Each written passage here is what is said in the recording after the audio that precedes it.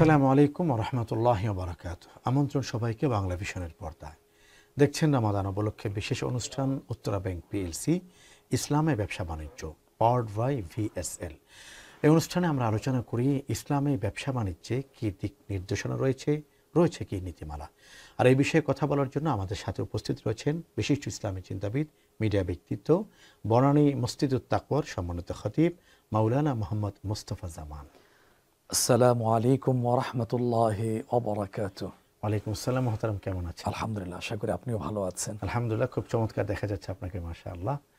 আমরা দর্শককে যেমনটি অবগত করেছি, রমাদানুল কারিমে ব্যবসা বাণিজ্য নিয়ে আমরা এই অনুষ্ঠানে আলোচনা করে থাকি। হালাল ব্যবসার কি উপকারিতা, কি গুরুত্ব, এটি নিয়ে যদি আপনি আজকে বলেন। শুকরান, জাযাকাল্লাহু খাইরান। চমৎকার উপযোগী একটি টপিক নির্ধারণ করেছেন। সাধারণত নামাজ, সিয়াম, কিয়াম ইত্যাদি নিয়ে মিডিয়ায় আলোচিত হয়, মুখরিত হয়ে থাকে। আপনাদের চমৎকার উপস্থাপনায়, আলোচনায় এই বিষয়টা ইসলামের মধ্যে আলোচনা হতে পারে কিনা, এটা আজকের সম্মানিত বিজ্ঞ দর্শকবৃন্দ অবগত হতে পারবেন ইনশাআল্লাহ। কেন হতে পারবেন না? কারণ আমরা এমন একটা ইসলামের অনুসারী, যেই ইসলামে সুস্পষ্টভাবে বলে দেওয়া আছে মা ফাররাতনা ফিল কিতাবি মিন শাই। আল্লাহ বলছেন, আসমান জমিনের মালিক বলছেন, পৃথিবীর মানুষ, এই কোরআনে আমি কোনো অংশ, কোনো দিক, কোনো সাইড আমি বাদ দেই নেই ব্যবসা বাণিজ্যের কথাও। কারণ সেই ব্যবসা বাণিজ্যের চমৎকার দৃষ্টান্ত, নীতিমালা স্থাপন করে গিয়েছেন সর্বকালের সর্বশ্রেষ্ঠ মহামানব, মহাব্যক্তিত্ব, আল্লাহর পরে যার স্থান, তিনি হলেন বিশ্বনবী জনাবে মুহাম্মদুর রাসূলুল্লাহ সাল্লাল্লাহু আলাইহি ওয়াসাল্লাম। 40 বছর বয়সে নবুয়ত লাভ করলেন। তার আগে তাকে দিয়ে ব্যবসা করিয়েছেন। তার ব্যবসা পরিচালনার মধ্য দিয়ে তার সততা, ন্যায়, নীতি সুবাসের মতন ছড়াতে লাগলো। লাভটা কি হলো? মক্কাবাসী উপকৃত হলো। শুধু কি তাই, তখনকার ধনাঢ্য পবিত্র মহিষী নারী, সফল ব্যবসায়িনী হযরত খাদিজাতুল কুবরা রাদিয়াল্লাহু তাআলা আনহা তাকে গ্রহণ করলেন। গোটা ব্যবসা পরিচালনার গুরু দায়িত্ব তাকে দিয়ে দিলেন। সেই ব্যবসা নিয়ে ইরাক, সিরিয়া, ইয়েমেন থেকে শুরু করে আরব অঞ্চলে ঘুরে বেড়ালেন এবং পৃথিবীর মানুষকে দেখালেন। পৃথিবীর ইতিহাস সাক্ষী, ইতিহাসের পাতায় স্বর্ণাক্ষরে লিপিবদ্ধ আছে যে এই সততা, বিশ্বস্ততা, হালাল উপায়ে মানুষের ক্ষতি না করে, এমনকি নিজে ক্ষতিগ্রস্ত না হয়ে ব্যবসায় সফল হওয়া যায়, মুনাফা অর্জন করা যায়। এটা শুধু মুখের বলি ছিল না, এটা শুধু বিশ্ববাসীকে মুখের বলি আওরাননি। উনি বলে গিয়েছেন যে লা দারারা ওয়ালা দিরারা ফিল ইসলাম।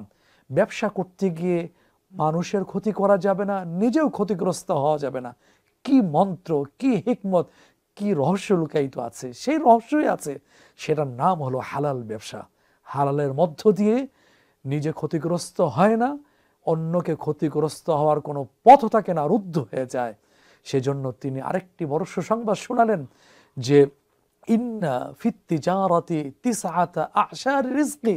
ব্যবসায়ী সমাজ আমাদের এই আলোচনা শুনে, রাসূল সাল্লাল্লাহু আলাইহি ওয়াসাল্লামের হাদিস শুনে ওনারা আনন্দিত হবেন, পুলকিত হবেন।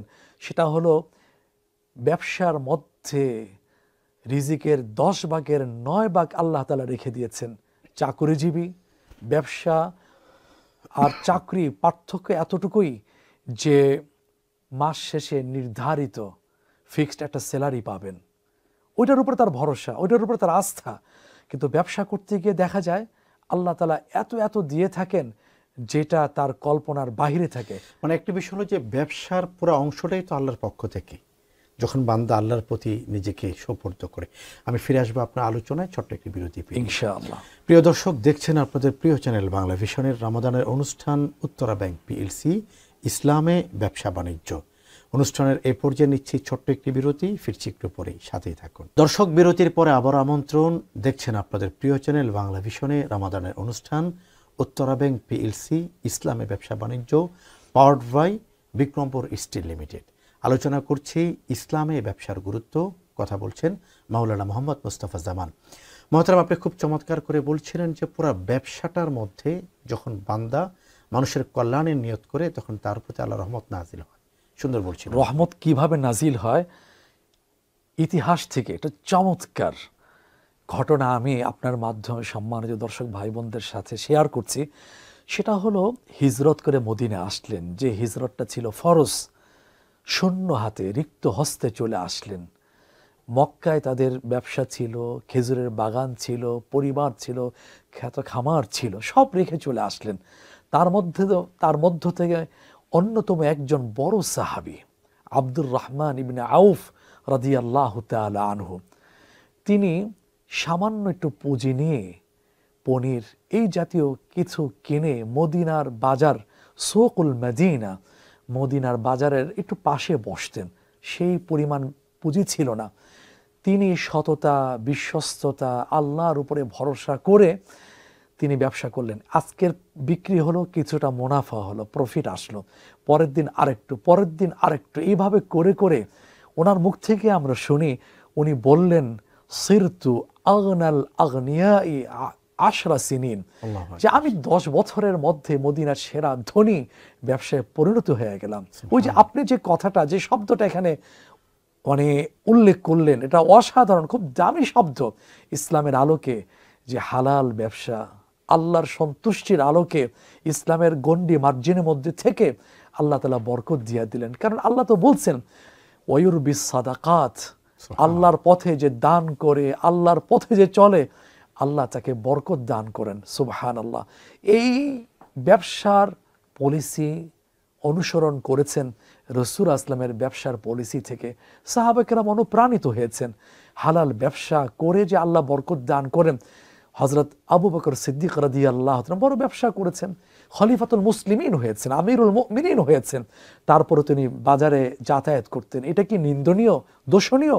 আজকের তো কিছু মানুষ, জ্ঞান পাপীও বলবো না, অশ্রদ্ধা জ্ঞাপনও করব না, তারা বলে থাকেন হুজুর মানুষ আলখিল্লা পড়েছে, মাথায় পাগড়ি পড়েছে, লম্বা দাড়ি, তিনি কেন ব্যবসা করছেন, তিনি কেন বাজারে যাচ্ছেন, মার্কেটে যাচ্ছেন, শপিং মলে যাচ্ছেন?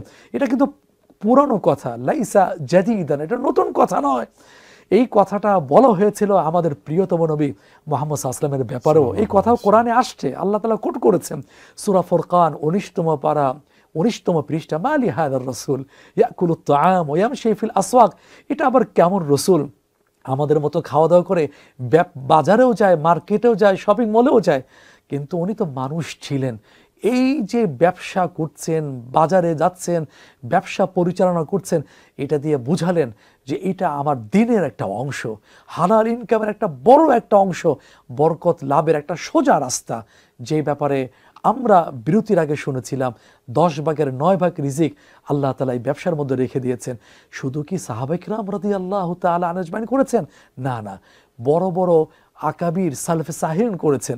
আমরা যদি শুরু কথায় ফিরে যাই, যিনি মানুষ সৃষ্টি করেছেন, যিনি নবী রাসূল পাঠালেন তার পথ চেনার জন্য, জান্নাতের পথ চেনার জন্য, জাহান্নামের পথ চেনার জন্য, তিনি তো ব্যবসার কথা উল্লেখ করেছেন। সূরা সফ 28তম পারা, হাফিজে কোরআন শরীফের 11তম পৃষ্ঠা, কি চমৎকার শব্দ চুজ করলেন, মনোযোগ আকর্ষণ করে বললেন, হাল আদুল্লুকুম আলা তিজারা, তিজারা মানে ব্যবসা, বিজনেস। আমি কি তোমাদেরকে এমন ব্যবসার কথা কি বলবো, তোমরা যদি ব্যবসাকে যদি অনুসরণ করো, তুমজিকুম মিন আযাবিন আলীম, যন্ত্রণাদায়ক মর্মান্তুদ শাস্তি থেকে বাঁচিয়ে দিবেন। সে ব্যবসা কি? ব্যবসার পুঁজিটা কি? তুমিনুনা বিল্লাহি ওয়া রাসূলিহি ওয়া তুজাহিদুনা ফি সাবিলিল্লাহি বিআমওয়ালিকুম ওয়া আনফুসিকুম। এক আল্লাহর প্রতি ঈমান আনবে, জান মাল দিয়ে আল্লাহর রাস্তায় জিহাদ করবে, প্রচেষ্টা চালাবে। এই যে আল্লাহ তো ব্যবসার কথা বলেছেন, আবার ওই হালাল ব্যবসার ক্ষেত্রেও আল্লাহ একটু সতর্ক করেছেন। সেই কথাটা আসছে সূরা নূর 18তম পারা, হাফিজে কোরআন শরীফের 14তম পৃষ্ঠা।